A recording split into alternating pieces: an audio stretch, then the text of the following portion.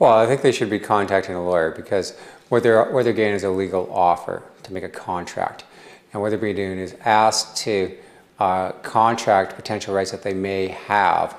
So some employees may be entitled up to 24 months severance, and they might be only offered 8 months or 6 months. So they should get a proper legal opinion to determine if the offer being made to them is in the range or in the ballpark.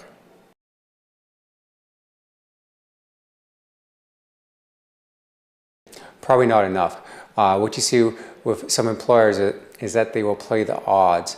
They know that a small percentage of employees will actually go and see a specialized employment lawyer and get a proper legal opinion, even though ironically that's exactly what the employer has done in advance, because the employer will know what its obligations are. So the employee should have the same amount of knowledge that the employer does, or I should say former employer.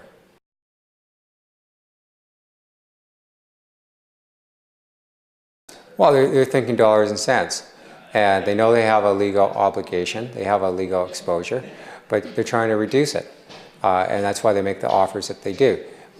You know, the reality of the situation is that you're in an adversarial business relationship with your former employer, and the less money they can pay you, the more money for the shareholders and executive bonuses.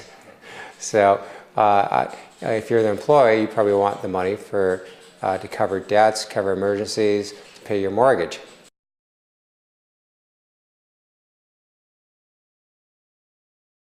Well, the problem is that a lot of them don't understand that the employer is not their friend. They're no longer an employee, they're a former employee, past perfect tense. People pay money because they know bad things can happen to them.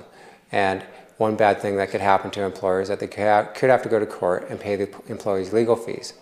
The employee acting for himself does not have the same bargaining power because the employee cannot go to the superior court himself, practically speaking, and commence a wrongful dismissal action against the employer.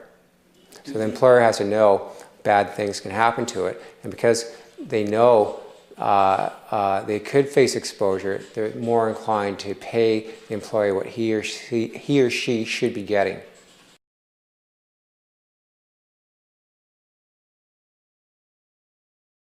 What happens is that if you get a severance package, it basically causes the EI system to get frozen, and it's suspended until the end of the severance term, and then if you're still unemployed, you get EI. Right.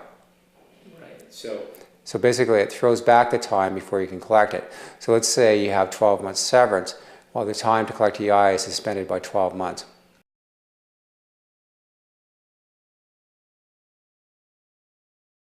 Normally I write a letter and they get a bare package. If I don't, I sue, then they get a bare package either initially or after mandatory mediation.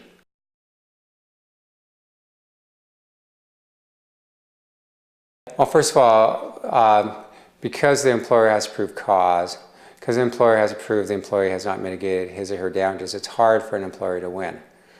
And so because of that, maybe 5% or less of cases go to trial. And because most cases settle, that means you make a bargain, you negotiate an agreement, you can negotiate all kinds of terms, including a good reference. And so that would be normal, that the employer will not say anything negative about the employee to any prospective third-party employer. Right. So that's a good reason to retain counsel, so you can negotiate these kind of things.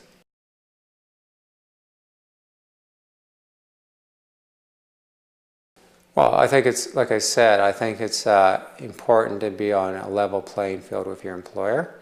It makes sense to retain counsel. The amount at stake can be quite large. I mean, if you're getting 15, 20, 18 months pay, that could be like similar as a small piece of property.